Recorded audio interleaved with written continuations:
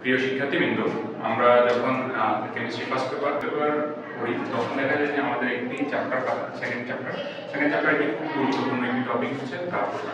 এই দ্রাব্যতা নিয়ে দেখা যায় যে আমাদের অনেক বেশি কনফিউশন থাকে, বা দ্রাব্যতা সম্পর্কে যখন অঙ্কগুলো আসে অঙ্কগুলো আমরা কীভাবে করবো বা এই জিনিসের বেসিকগুলো সম্পর্কে আমাদের আসলে ধারণা কম থাকে। তো যার কারণে দেখা যায় দ্রাব্যতা সম্পর্কে আমরা ভালোভাবে না জানার কারণে সঠিকভাবে অনেক সময় আনসার করতে পারি না। আবার আমাদের দ্রাব্যতার পরে কিছু গুরুত্বপূর্ণ টপিক আছে, যেমন দ্রাব্যতার গুণফল, আয়নিক গুণফল, যার মাধ্যমে আমরা বিভিন্ন অঙ্ক থাকে, যেমন পদক্ষেপ একটি দ্রবণে পদক্ষেপ করবে নাকি করবে না। ওই টপিকগুলো আমরা আসলে এই দ্রাব্যতা সম্পর্কে যদি না ভালোভাবে কনসেপ্ট ক্লিয়ার থাকে তাহলে আনসার করা খুবই টাফ, কারণ অঙ্কগুলো আসলে ধরা যাবে না। তাহলে আগে আমরা যদি দেখি দ্রাব্যতা কাকে বলা হয়? দ্রাব্যতা বলতে আমরা বুঝি যে কোনো দ্রবে কোনো নির্দিষ্ট পরিমাণ তরলে দ্রবীভূত হওয়ার ক্ষমতাকে বলা হয় দ্রাব্যতা।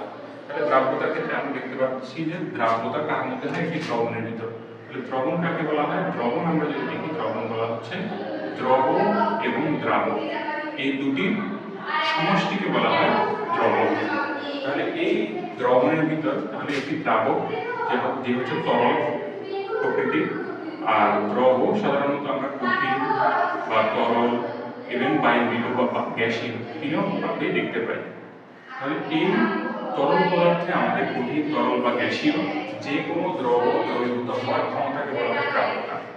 এখন যদি দ্রাব্যতা আমরা কিভাবে বের করতে হয় আসি, দ্রাব্যতাকে ইংলিশে বলা হয় সলিউবিলিটি। সলিউবিলিটির কারণে এখানে দ্রাব্যতাকে আমরা প্রকাশ করি হচ্ছে এস দ্বারা, ক্যাপিটাল লেটার এস দিয়ে।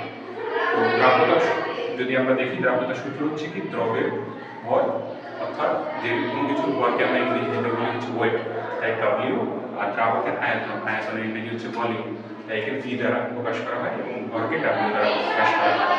তাই দ্রবের ভর হয় দ্রাবকের আয়তন।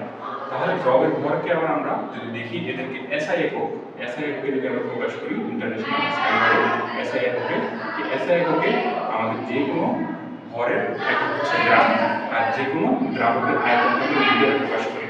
তাহলে এই ক্ষেত্রে আমাদের দ্রাবকের কোনো পদার্থের দ্রাব্যতা যদি আমরা বের করতে চাই, তাহলে দ্রাব্যতার একক হবে কি? গ্রাম বা লিটার। ধন্যবাদ।